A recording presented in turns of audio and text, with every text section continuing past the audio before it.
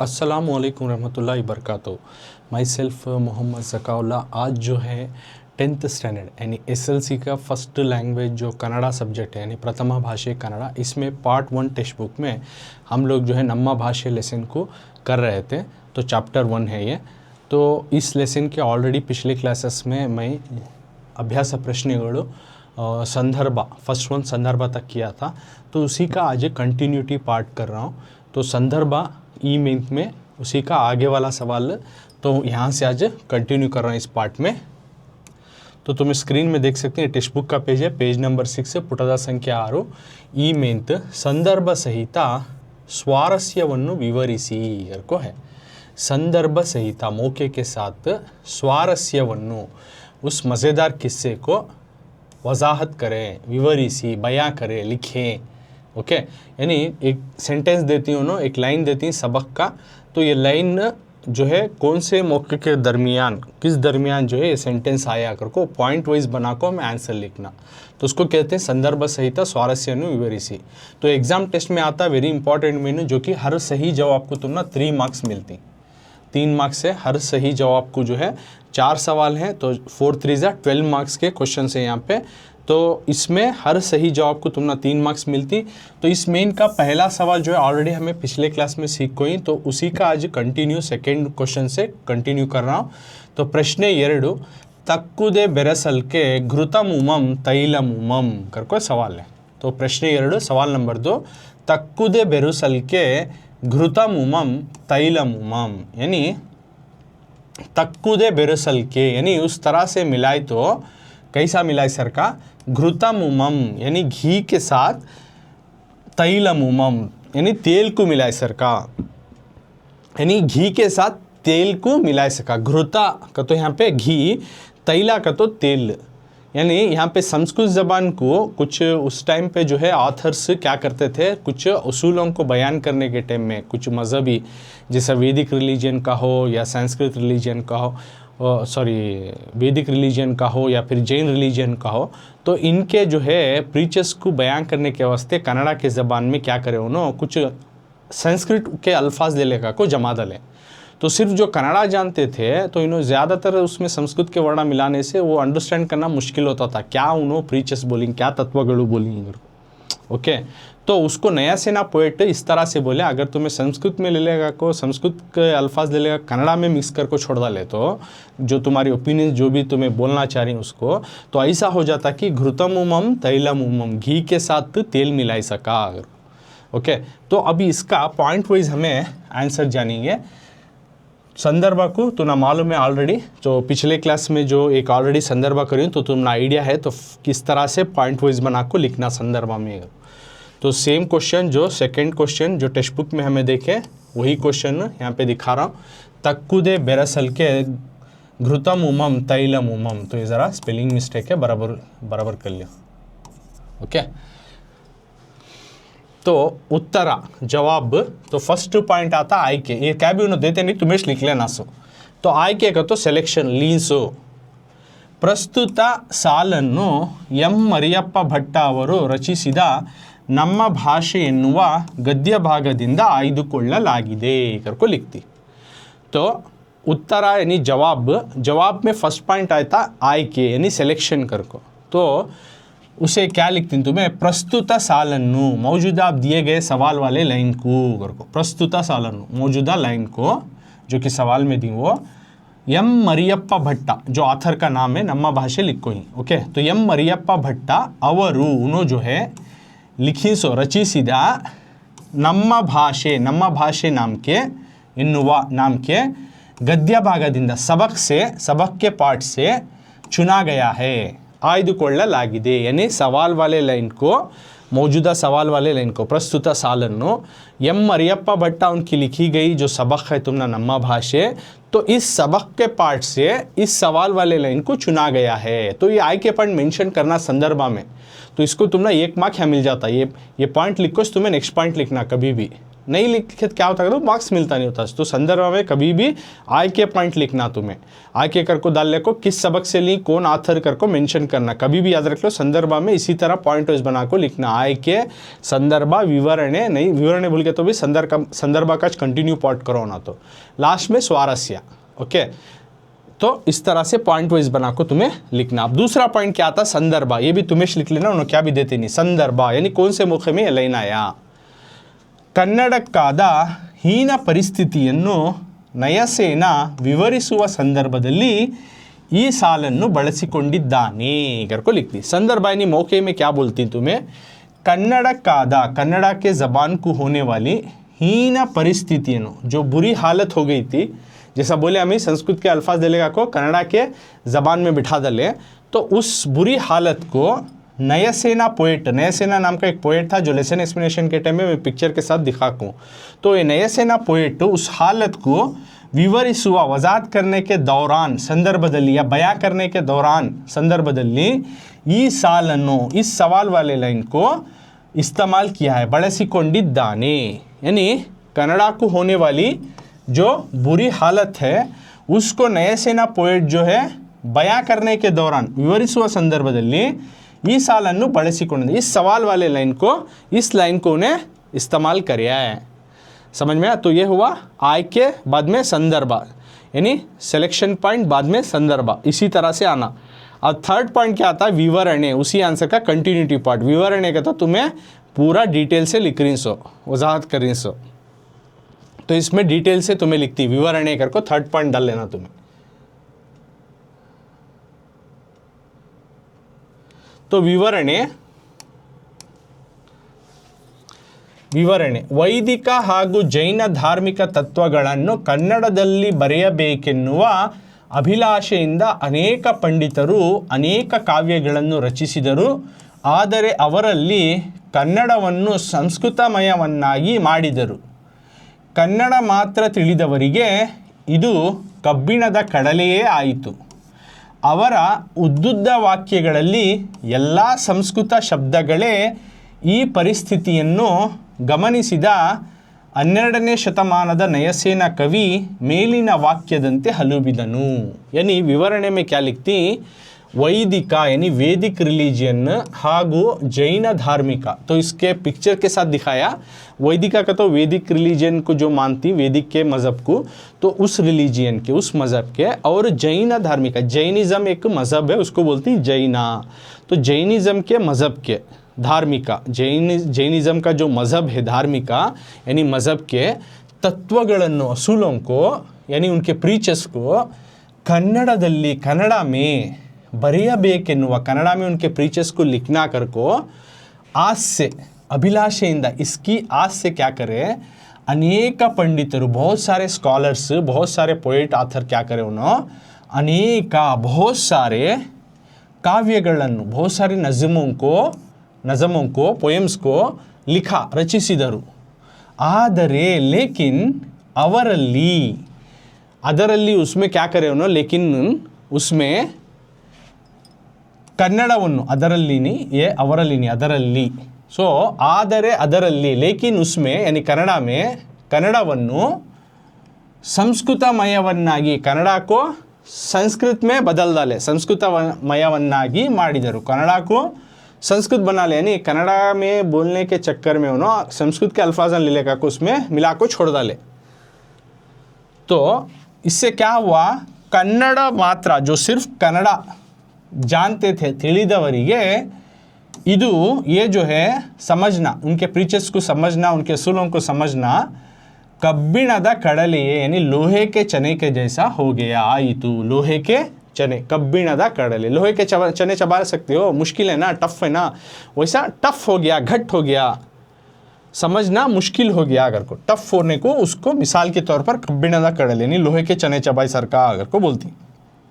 और ಅವರ, उनके, उन पोएट्स के उद्दुद्द, लंबे लंबे जो सेंटेंस थे, वाक्यಗಳಲ್ಲಿ उनके लंबे चौड़े जो जुमले सेंटेंस लिखते उसमें यल्ला, सभी जो है संस्कृत शब्दगले, ज़्यादातर संस्कृत के ज़बान के अल्फाज़ा इस्तेमाल करते थे। ओके, तो ಈ ಪರಿಸ್ಥಿತಿಯನ್ನು, इस हालत को देखते हुए गमनिसिद 12ನೇ शतमान जो 12वीं सदी में था, यानी 12th सेंचुरी में, तकरीबन 800 साल पहले, नयसेना कवि, नयसेना का पोएट जो है, मेलिना वाक्यदंते, ये ऊपर वाला जो सवाल वाला लाइन है, तक्कुदे बेरसल के घृतम उमम तैलम उमम, तुम्हें ऐसा मिलाए तो ऐसा हो जाता है कि घी के साथ तेल को मिलाए सरका, करको ने हलुबिदनु ने इस तरह से बोलिया, नयसेना पोएट इस तरह से बोलिया। तो इस संदर्भ में क्या लिखती है, तो तुम्हें वैदिक और जैन रिलीजन के जो प्रीचर्स थे, जो उसूल थे, उनको कन्नड़ा में लिखने के चक्कर में इस आस में बहुत सारे स्कॉलर्स क्या करें, बहुत सारे नज़म को तो लिखे, लेकिन उसमें उन्होंने क्या कर डाले, कन्नड़ा को पूरा संस्कृत में ट्रांसलेट करके छोड़ डाले, कन्नड़ा में पूरा ले लेगा को संस्कृत के अल्फाजा मिला को छोड़ डाले। सो इससे क्या हुआ, जो सिर्फ कन्नड़ा जानते थे उनको ये समझना बहुत मुश्किल हो गया, लोहे का चना चबा सका मुश्किल होगी उनकी हालत जो पढ़ते थे उनको। तो और उसके साथ साथ जो उनके लंबे चौड़े जो सेंटेंस रहते थे, जुमले रहते थे, उसमें सभी संस्कृत के अल्फाजा रहते थे। तो इस हालत को देखते हुए 12वीं सदी का जो नयसेना पोएट था, ये ऊपर वाले सेंटेंस के सका बोलता है। तो स्वारस्य में मज़ेदार किस्सा क्या है, ಮೇಲಿನ ಸಾಲಿನ ಮೂಲಕ ಕನ್ನಡಕ್ಕಾದ ಹೀನ ಪರಿಸ್ಥಿತಿಯನ್ನು ಕಾಣಬಹುದು।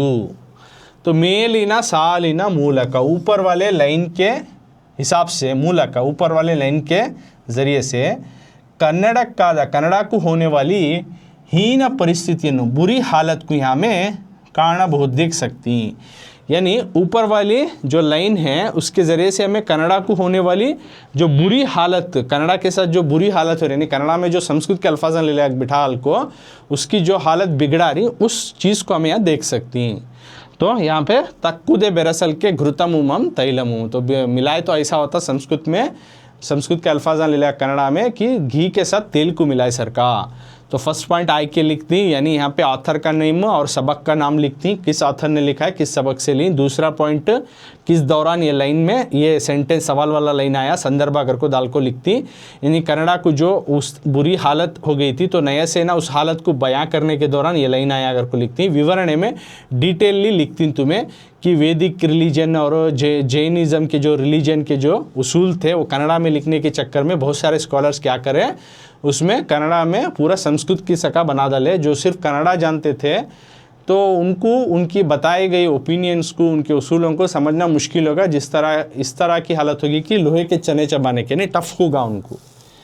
तो और उनके बड़े बड़े लंबे चौड़े सेंटेंस लिखते हैं उन्होंने पोएट, लेकिन उसमें ज़्यादातर संस्कृत के अल्फाज थे, कहीं कहीं एक एक कन्नड़ा का वर्ड मिलता था।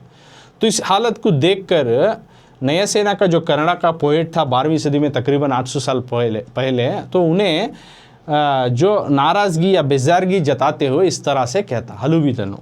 तो इसमें मज़ेदार किससे बात क्या है, तो यहाँ कन्नड़ा की जो बुरी हालत हो गई थी उस टाइम में 12वीं सदी में, उस हालत को यहाँ पे हमें देख सकती। तो वो यहाँ मज़ेदार की एक किस्सा, स्वारस्य। तो इसी तरह लिखना, आय के संदर्भ विवरण है स्वारस्य। अब अगली संदर्भ जो 3 मार्क्स मिल गए तुमने इसमें। तो नेक्स्ट क्वेश्चन की तरफ जाएंगे अब हमें। संदर्भ का अगला क्वेश्चन, प्रश्न 3, सवाल नंबर 3, सिगुरु तेಗೆದ कब्बिनंते उष्ण अळिದ हालिनंते।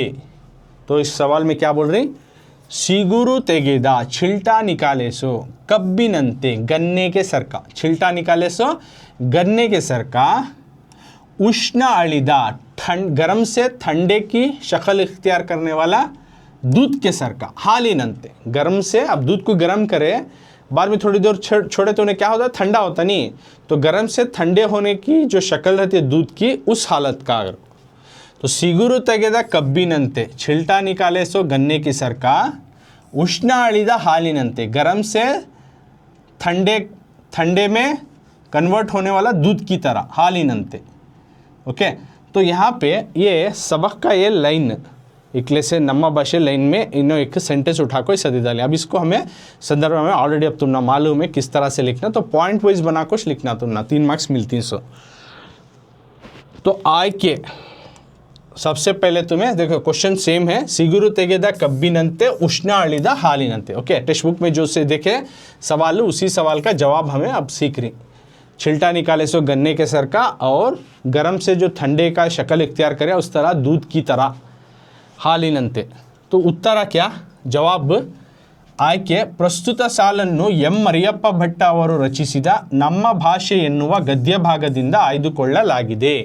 तो ये संदर्भ का आईके पॉइंट फर्स्ट पॉइंट सेम आता सभी संदर्भ को, क्योंकि सभी एक ही लेसन से लिया गया है, चारों सवाल भी है नहीं, तो इसलिए फर्स्ट पॉइंट आईके इस सबक के सब सिमिलर रहता है. एक बार याद कर ले तुम्हें आईके का पॉइंट, ये चार संदर्भ को भी वोच पॉइंट होता सो, क्योंकि सेम लेसन के सवाल हैं इस वास्ते. ओके, तो अब उत्तर जवाब आईके में सिलेक्शन में क्या लिखती हूँ तुम्हें, प्रस्तुत सालन मौजूदा सवाल वाले लाइन को एम मरियप्पा भट्ट अवरु, एम मरियप्पा भट्ट उनकी लिखी गई ನಮ್ಮ भाषे करने के ಎನ್ನುವ गद्य भागದಿಂದ सबक से चुना गया है, लिया गया है. यानी मौजूदा सवाल वाले लाइन को एम मरियप्पा भट्ट जो लिखो ऑथर ನಮ್ಮ भाषे लेसन, तो उस लेसन से उस सबक के पार्ट से इस लाइन को जो कि सिಗುರು ತೆಗೆದ ಕಬ್ಬಿನಂತೆ ಉಷ್ಣ ಅಳಿದ ಹಾಲಿನಂತೆ इस लाइन को लिया गया है या चुना गया है.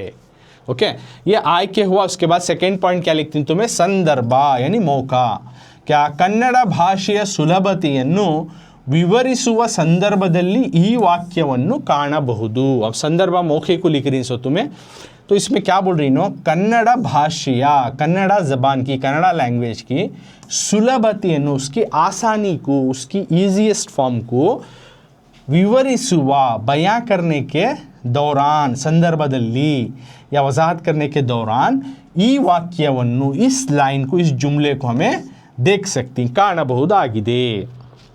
तो संदर्भ मौके में कन्नड़ा लैंग्वेज की जो ईजीएस्टनेस है, बहुत आसान तरीका है, तो उसको बयां करने के दौरान संदर्भದಲ್ಲಿ जो है ये सवाल वाला लाइन आता है या देख सकती वाक्यವನ್ನು ಕಾಣಬಹುದು. अब नेक्स्ट पॉइंट आता विवರಣೆ.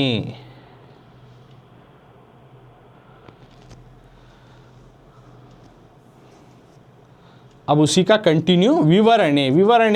विवरणे में क्या लिखना, तो देखो स्क्रीन में दिखा रहा हूं तुम ना.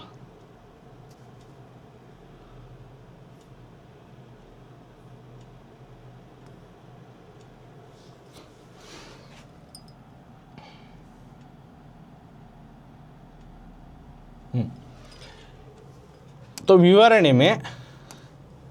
ವಿವರಣೆ ಎಷ್ಟೋ ಕವಿಗಳು ತಮ್ಮ ತಮ್ಮ ಅನುಭವ ಸಾರವನ್ನು ಸುಲಭವೂ ಸುಂದರವೂ ಸಹಜವೂ ಆದ ಮಾತುಗಳಿಂದ ಹೃದಯ ಮುಟ್ಟುವಂತೆ ಅಭಿವ್ಯಕ್ತಪಡಿಸಿದರು. ಕರ್ಕೋ लिखती, मतलब ಎಷ್ಟೋ ಕವಿಗಳು, कितने की पोएट्स, बहुत सारे पोएट्स तम्मा तम्मा अपनी अपनी अनुभव सारವನ್ನು, तर्जुबियात की जो बातें हैं, तजुर्बे के जो बात हैं, उनको सुलभ हो, आसान से और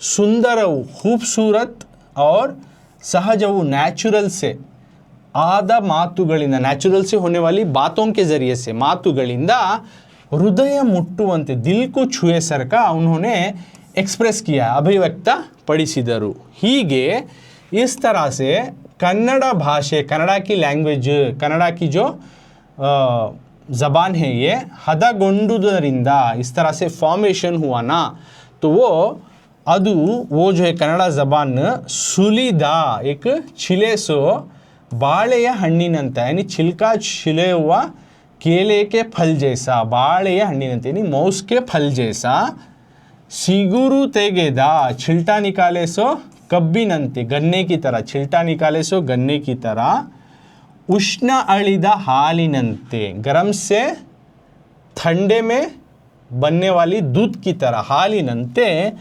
सुलभवु, आसान भी, रुचियुಳ್ಳದ್ದು, टेस्टी भी है, आಗಿದೆ ಎಂದು करको कवि, पोएट महालिंगरंगा, पोएट एक है महालिंगरंगा करको, तो उन्होंने उद्घोषिसಲು, उन्होंने बयां करने के वास्ते हुआ, ಸಾಧ್ಯವಾಯಿತು ಎಂದು करको लेखकರು विवरिಸಿದ್ದಾರೆ. ऑथर इस तरह से बयां कर रही.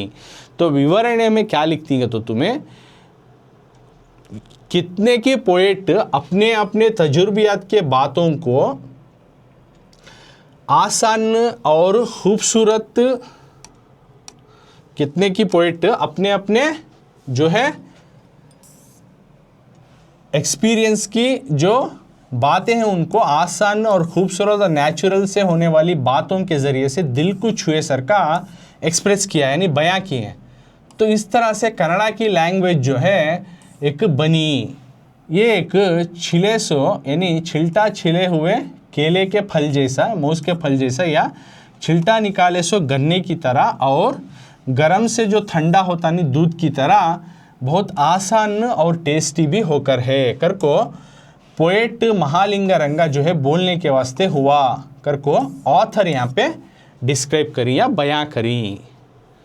तो स्वारस्य क्या, मज़ेदार किस्सा, मज़ेदार बात क्या लिखती इसमें, ಮೇಲಿನ ವಾಕ್ಯದ ಮೂಲಕ ಕನ್ನಡ ಭಾಷೆಯ ವಿಶೇಷತೆಯನ್ನು ತಿಳಿಯುತ್ತೇವೆ। स्वारस्य मज़ेदार किस्म की बात क्या है, ಮೇಲಿನ ऊपर जो बताई वाक्यದ ಮೂಲಕ सेंटेंस के ज़रिए से कन्नड़ भाषा कन्नड़ा ज़बान की लैंग्वेज की विशेषतेಯನ್ನು स्पेशलिटी को यहाँ में देख सकती हैं। ತಿಳಿಯುತ್ತೇವೆ कन्नड़ा ज़बान की जो स्पेशलिटी है उसको ऊपर बताए सो संदर्भ के तहत इसमें हमें देख सकती है। मज़ेदार किस्सा एक कन्नड़ा ज़बान की स्पेशलिटी को हमें जान सकती है, ये इसमें मज़ेदार वाली बात है स्वारस्य।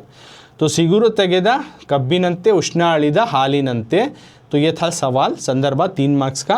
तो इसमें आयके में लिखे कि हमें मरियप्पा भट्टा उनकी लिखी गई नम्मा भाषे सबक से लेखो ही कर को, और दूसरा पॉइंट जो है कन्नड़ा ज़बान की आसानियत को बयां करने के दौरान ये लाइन आया संदर्भ मौके को हमें लिखे। उसके बाद थर्ड पॉइंट में हमें लिखे विवरणे, यानी उसको डिटेल से हमें लिखे कि किस तरह से कितने सारे पोएट्स जो है, बहुत सारे पोएट्स अपने अपने तजुर्बात के जो बात है उनको आसान और ख़ूबसूरत अंदाज से नेचुरल से होने वाली बातों से दिल को छू सका बयां करें।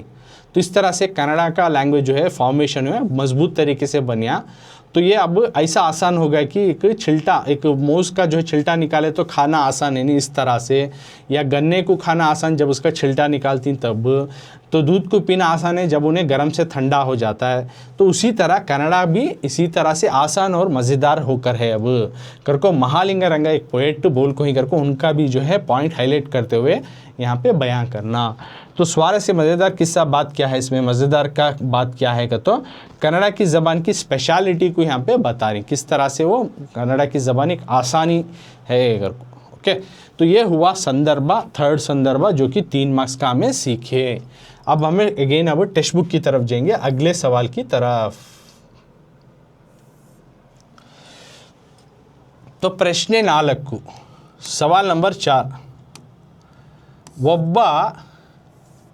ಒಬ್ಬ ತಾಯಿಯ ಗಾನದ ಶ್ರುತಿಯಂತೆ, ಒಬ್ಬ ತಾಯಿಯ एक माँ के गानद श्रुतियंते गाने की धुन की तरह, ಒಬ್ಬ ताइया एक जो माँ है उस माँ की गानद श्रुतियंते गाने की धुन की तरह, ಒಬ್ಬ ताई एक माँ है तो उसकी गाने की धुन की तरह, गानद श्रुतियंते गाने की धुन की तरह, एक माँ है तो उसकी गाने की धुन की तरह कर को एक सेंटेंस।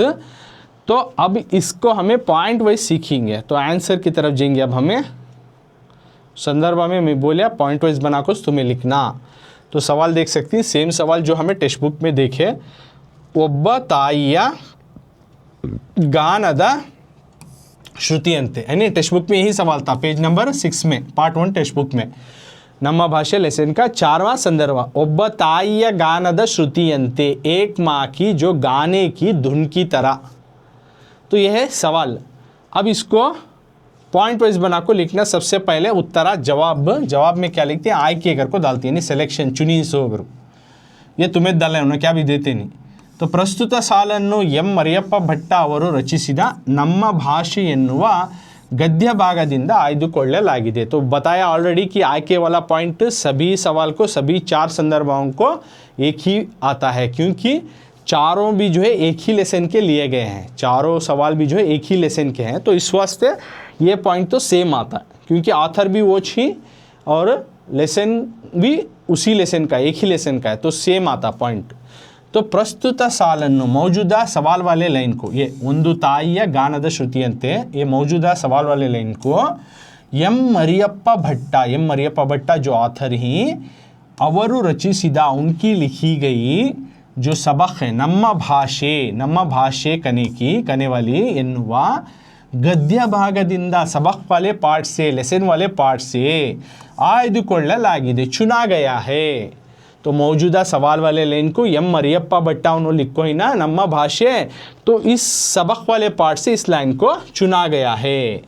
अब संदर्भ में क्या लिखती मौके में ಕನ್ನಡ ಭಾಷೆಯ ಕುರಿತು ವಿವರಿಸುವ ಸಂದರ್ಭದಲ್ಲಿ ಈ ವಾಕ್ಯವನ್ನು ಕಾಣುತ್ತೇವೆ। यानी कन्नड़ भाषೆಯ कन्नड़ ज़बान की या लैंग्वेज की कुरितु बारे में विवरिಸುವ संदर्भದಲ್ಲಿ यानी उसको बयां करने के दौरान कन्नड़ ज़बान के बारे में बयां करने के दौरान या वजाहत करने के दौरान ಈ ವಾಕ್ಯವನ್ನು ಕಾಣುತ್ತೆ इस सवाल वाले लाइन को दे सकते हैं। तो ये हुआ संदर्भ। अब अगला पॉइंट क्या आता है, विवरणी। विवरणी में तुम्हें डिटेल से आंसर लिखती कोसे मौखिक दरमियान क्या बोलना चाह रही हूँ, वो पॉइंट तमाम चीज़ें अब विवरणी में आना। हाँ, तो विवरणी अगला पॉइंट थर्ड पॉइंट उसी सवाल का, ये भी तुम्हें लिखना, उन्हें क्या देते नहीं विवरणी कर को। विवरणे ಎಲ್ಲ ಭಾಷೆಗಳು ಅಷ್ಟೇ ಒಬ್ಬ ತಾಯಿಯ ಗಾನದ ಶ್ರುತಿಯಂತೆ ಎಲ್ಲಕ್ಕೂ ಅಷ್ಟೇ ಸ್ಥಾನವಿದೆ। ಇದನ್ನರಿತು ಭಾರತೀಯರಾದ ನಾವು ನೆರೆಹೊರೆಯ ಭಾಷೆಗಳನ್ನು ದ್ವೇಷಿಸದೆ ನಮ್ಮ ಭಾಷೆಗಳನ್ನು ಗೌರವಿಸಿ ಪ್ರೀತಿಸಿ ಅಭಿವೃದ್ಧಿಗೊಳಿಸಿದರೆ ದೇಶದ ಸಂಸ್ಕೃತಿ ಮುಂದುವರಿಯುತ್ತದೆ। कर को लिखना यानी विवरणे में क्या लिखती तुम्हें, यानी डिटेल से उसमें वजाहत करने के टाइम पर ಎಲ್ಲ ಭಾಷೆಗಳು सभी ज़बान सभी लैंग्वेज जो है अष्टे होता, सभी ज़बान सभी लैंग्वेज जो है होता किस तरह से कहते ಒಬ್ಬ एक माँ की ಒಬ್ಬ ताई एक माँ के जो है गानदा एक गाने के श्रुति अंते गाने की धुन की तरह ಎಲ್ಲಕ್ಕೂ सभी को जो है अष्टे स्थानविದೆ, उतना प्लेस है, सभी को उनका इक्वल बराबर प्लेस है। ओके, कोई बड़ा या कोई छोटा नहीं, सभी लैंग्वेज उन्हें अपनी अपनी जगह जो है बेहतर हैं। इधर नरीतु इसको जानते हुए हम भारतीय लोग जो हैं भारतीय राधा यानी इंडियंस, इसको जानते हुए इंडियंस हमें नावु नेरे हो रहे हैं हमारे पड़ोस में रहने वाले, यानी हमारे अब कर्नाटका है उसके पड़ोस में कौन आती, आंध्रा आता है, इधर महाराष्ट्र आता है, केरला आता है, तेलंगाना आता है नहीं। तो इस तरह से इनके या फिर हमारे शहर में रहते जो कितने की ज़बान बात करने वाले रहती है नहीं, तो हमारे आस पड़ोस के इलाके में रहने वाले उनकी बात करने वाले ज़बानों को भाषೆಗಳನ್ನು ದ್ವೇಷಿಸದೆ नफरत नहीं करना, यानी हमारे ज़बान को लैंग्वेज को हमें प्यार करना, दूसरे ज़बान को हिट करना, ऐसा नहीं करना, यानी दूसरों को दूसरी ज़बान को नफ़रत से नहीं देखना। और साथ में ನಮ್ಮ हमारे जो ज़बान है जो लैंग्वेजेस ही ಭಾಷೆಗಳನ್ನು ಗೌರವಿಸಿ इज्जत करना और प्रीतिसी और प्यार करना, अभिवृद्धिಗೊಳಿಸಿದರೆ और डेवलप करना तरक्की करना, तो इससे क्या होता है देशದ संस्कृति मुल्क की जो कल्चर है वो आगे बढ़ती है ಮುಂದುವರಿಯುತ್ತದೆ। तो इस संदर्भ में क्या क्या लिखती हैं तुम्हें, सभी ज़बान को होता चाहिए एक माँ के जो गाने की धुन की तरह सभी को उनकी जगह है। ओके, तो इसको जानते हुए इंडियंस हमें क्या करना, हमारे आस पड़ोस में जो ज़बान है दूसरे ज़बान ही या लैंग्वेजेस ही उनको नफ़रत से नहीं देखना, और साथ ही में हमारे ज़बान को हमें इज्जत करना और प्यार करना और उसको तरक्की के रास्ते पर लेकर जाना या उसको डेवलप करना। इससे क्या होता है मुल्क की कल्चर जो है आगे बढ़ती है, डेवलप होती है। तो स्वारस्य मज़ेदार वाली बात क्या है इसमें, सो ಮೇಲಿನ ವಾಕ್ಯದ ಮೂಲಕ ಲೇಖಕರು ಎಲ್ಲ ಭಾಷೆಗಳನ್ನು ಗೌರವಿಸಬೇಕೆಂದು ತಿಳಿಸಿದ್ದಾರೆ। तो स्वारस्य मज़ेदार वाली बात क्या है इसमें, ಮೇಲಿನ ವಾಕ್ಯದ ಮೂಲಕ ऊपर बताए गई लाइन के हिसाब से जो ऊपर जो पॉइंट्स बता रही उसके तहत लेखकರು आथर जो है या लेखकರು जो ही ಎಲ್ಲ ಭಾಷೆಗಳನ್ನು सभी ज़बान को सभी लैंग्वेज को ಗೌರವಿಸಬೇಕೆಂದು रेस्पेक्ट करना इज्जत करना करको उन्होंने बोल रही ತಿಳಿಸಿದ್ದಾರೆ। तो स्वारस्य मज़ेदार वाली बात क्या है तो ऊपर में जो पॉइंट बता रही उसके तहत ऑथर बोल रही कि सभी ज़बान को सभी लैंग्वेज को रेस्पेक्ट करना करने का हम ना बोल को दे रही। तो ये मज़ेदार वाली बात है इस वाले आंसर में। ओके, तो तुम्हें आय के बाद में संदर्भ विवरणे स्वारस्य ऐसे पूरे पॉइंट बना को लिखे तो तुमने 3 मार्क्स मिलते हैं, संदर्भ को 3 मार्क्स ही। ओके, तो इस तरह से तुम ना 3 मार्क्स इसीलिए तुम ना ले सकती। तो ये संदर्भ का आखिरी सवाल था जो कि अब हमें सीखे। तो अब अगले मेन की तरफ जाएंगे, पेज नंबर 6 में उसी लेसन का नम्मा भाषे का। तो 4 सवाल सीखे संदर्भा, 4 3 12 मार्क्स आ गए। अब अगले मेन की तरफ जाएंगे, मेन में पेज नंबर 6 में नम्मा भाषೆ लेसन का ಬಿಟ್ಟಿರುವ ಸ್ಥಳಗಳನ್ನು ಸೂಕ್ತ ಪದಗಳಿಂದ ತುಂಬಿ करको देखो, बिಟ್ಟಿರುವ ಸ್ಥಳಗಳನ್ನು खाली जगहों को, ओके ब्लैंक्स वाली जगहों को सूक्त पदಗಳಿಂದ अप्रोप्रिएट वर्ड्स के साथ यानी सूटेबल वर्ड्स के साथ भरो, लिखो, तुम भी, यानी खाली जगहों को सूटेबल वर्ड्स के साथ या अप्रोप्रिएट वर्ड्स के साथ भरो, सही जवाब के साथ भरो, खाली जगहों को भरो करको, सिंपल में fill in the blanks with appropriate words. तो ये मेन में हर सवाल को सही जवाब को 1-1 मार्क्स रहता तुम ना, तो 4 या 5 फिलअप्स देखो ही तो तुमने टेस्ट में दे सकती इसके ऊपर, ओके तुमने FA1 में टेस्ट में दे सकती, तो no according up to your teacher, okay. तो इसमें सही जवाब लिखे तुमने 1-1 मार्क्स मिलती। तो पहला फिलअप क्या है, ಭಾಷೆ ಇದ್ದು ಅದರ ಡ್ಯಾಶ್ ಕುಡಿದು ಅರಗಿಸಿಕೊಳ್ಳದ व्यक्ति जंतुवे सरी करको देखो। तो ये टेक्स्ट बुक का जो सबक है तुमने नम्मा भाषा उसमें का एक लाइन नहीं देखो ही, उसमें एक वर्ड मिसिंग है, वो मिसिंग वर्ड को लिखना हमें। भाषे इद्दु जबान रखो भी यानी लैंग्वेज रखो भी, अदरा उसका डैश कुड़िदु का तो पीयूषवन्नु को बोलती अमृता अगर को। भाषे इद्दु अदर पीयूषवन्नु यानी जबान रखो उसकी जो है अमृत का प्याले को जो है पीकर कुड़िदु अरगिसिಕೊಳ್ಳದ व्यक्ति यानी जो हाजिमा नहीं करता इंसान, जो अमृत का प्याला पीकर भी जो है उसको हाजिमा नहीं करता, उस तरह का इंसान जो है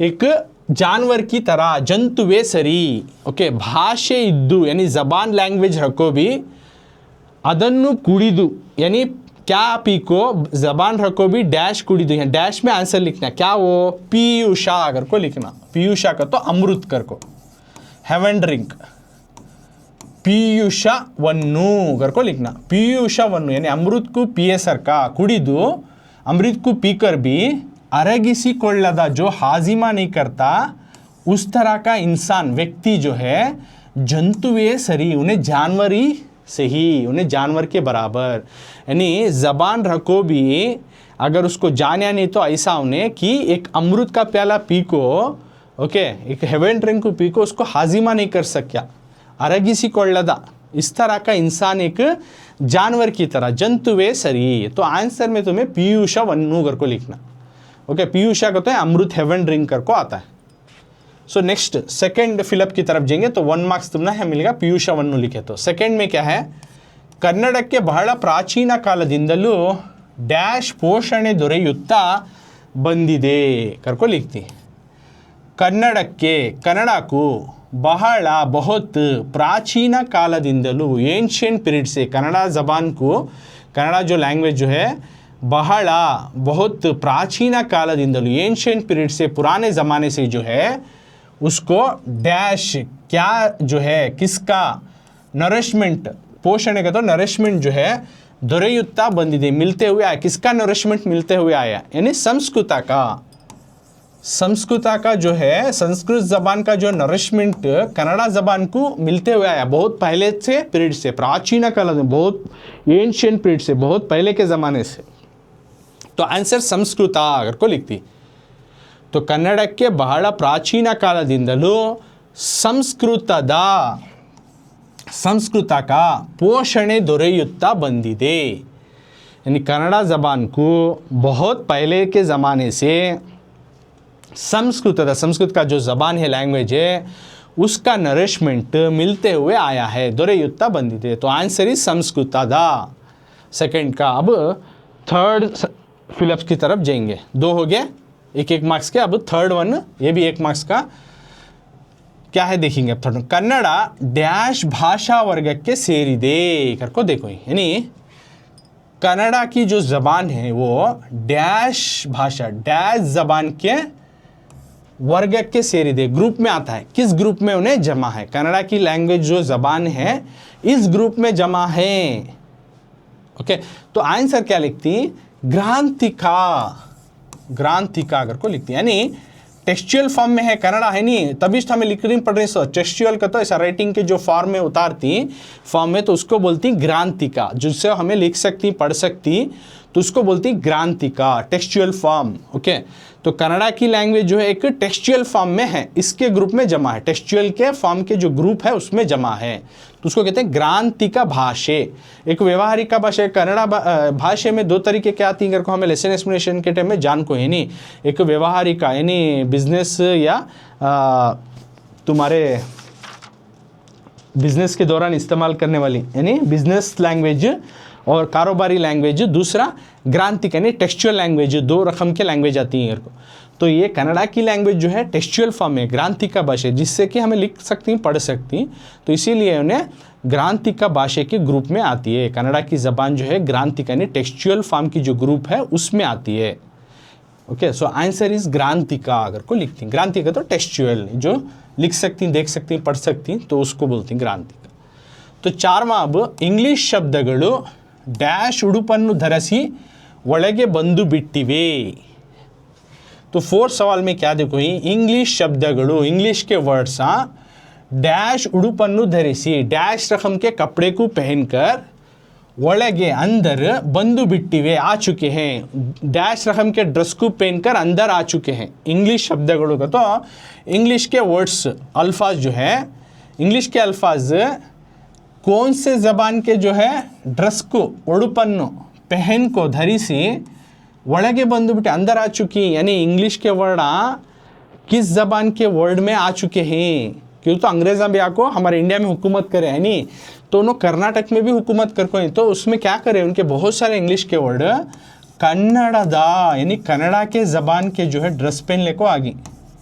तो कन्नड़ದ उडुपन्नु धरिसी ಒಳಗೆ ಬಂದು ಬಿಟ್ಟು, यानी कन्नड़ा के ड्रेस पहनने को आ गई। तो इंग्लिश के बहुत सारे वर्ड्स कन्नड़ा के जो लिटरेचर में इस्तेमाल हो रही, उसको पढ़ती हमें कन्नड़ा की तरह, लेकिन उन्होंने purely they are English word, तो इसकी को बोल रहे हैं उनकी तरह ड्रेस पहनने को आ गई घर को। ओके, यानी इंग्लिश के वर्ड जो कन्नड़ा में आ गई, वो कौन से वर्ड वो किस ज़बान को आ गई कर को बोल रही है। सो कन्नड़ा के ज़बान को इंग्लिश के वर्ड भी आ चुके हैं, सो कन्नड़ದ कर को लिखते हैं आंसर। नेक्स्ट फिफ्थ वन, ನಮ್ಮ ಭಾಷೆ ಗದ್ಯ ಭಾಗದ ಆಕರ ग्रंथ डैश। सो फिफ्थ क्वेश्चन में क्या देखो, ನಮ್ಮ ಭಾಷೆ हमारी ज़बान, ನಮ್ಮ लैंग्वेज आवर लैंग्वेज, इस लेसन पार्ट गद्य भागद इस लेसन का आकर ग्रंथ, इस लेसन को लिए सो किस किताब से, आकर ग्रंथ किस किताब की है, उसका नाम क्या है, किस किताब से जो नम्मा भाषा लेसन को लिया गया है, तो उस किताब का नाम लिखना। तो उस किताब का नाम है, उसको कहते हैं आकर ग्रंथ कन्नड़ संस्कृति, कन्नड़ संस्कृति, कन्नड़ संस्कृति। तो समझ में आया ना। तो फिफ्थ वन का आंसर है कन्नड़ संस्कृति, ये एक किताब है, इस किताब से नम्मा भाषा लेसन को लेको ही। तो फर्स्ट वन भाषೆ ಇದ್ದು ಅದರ डैश कुड़िदु कहते हैं पीयूष अगर को लिखती पीयूषವನ್ನು, यानी अमृत को पीकर भी हाजिमा नहीं कर सका, अरगिसिಕೊಳ್ಳದ व्यक्ति जंतुवे सरी, यानी उसको पीकर भी उसको हाजिमा नहीं करने वाला जानवर की तरह। ಕನ್ನಡಕ್ಕೆ ಬಹಳ ಪ್ರಾಚೀನ ಕಾಲದಿಂದಲೂ डैश पोषण ದೊರೆಯುತ್ತಾ ಬಂದಿದೆ तो संस्कृतದ अगर को लिखती, यानी संस्कृत का जो है नरिशमेंट मिलते हुए आया कन्नड़ा को। थर्ड में क्या लिखती, कन्नड़ದ डैश भाषा वर्ग के, कन्नड़ा जो है किस लैंग्वेज टाइप में आता है तो एक ग्रांथिका, खाली व्यवहारिका नहीं, इन्हें ग्रांथिका में भी आता है, क्यों तो टेक्सचुअल फॉर्म में लिखती पढ़ती नहीं, उसके वास्ते। नेक्स्ट इंग्लिश शब्दಗಳು, इंग्लिश के बहुत सारे वर्ड किस ज़बान में आ चुके हैं तो कन्नड़ದ, कन्नड़ा के। तो इस तरह से पूरे सही तुम्हें जवाब लिखे तो 5 फिलअप्स के 5 मार्क्स। ओके, तो इस तरह से 5 फिलअप तुम्हें स्टॉप कर को, पास कर को या स्क्रीनशॉट कर को देख को नोट कर ले सकते। तो इस तरह से आज की क्लास में हमने सीखा संदर्भ सहित विवरिसी 3 सवाल, जो कि 3 के कितने हो गए 9 मार्क्स और फिलअप्स 5 मार्क्स, टोटल 14 मार्क्स का इस क्लास में हमें सीखी। तो इसी लेसन का अभी भी अभ्यास प्रश्नಗಳು जैसे ग्रामर के कुछ matchups, fill in the blanks और भाषा चटुवटिके सभी ही, ये सभी लास्ट पार्ट में आने वाले लास्ट पार्ट में मैं करूँगा।